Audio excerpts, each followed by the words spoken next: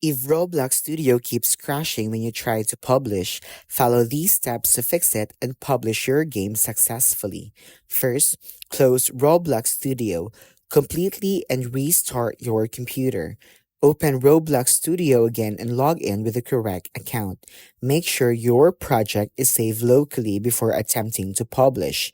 Crashes often happen when Studio runs out of memory or has a corrupted session.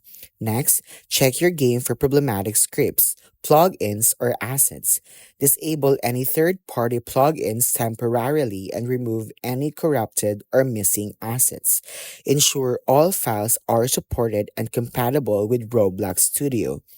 After making these changes, try publishing again using File, then Publish to Roblox as. If Studio still crashes, try reinstalling Roblox Studio or publishing from a different computer.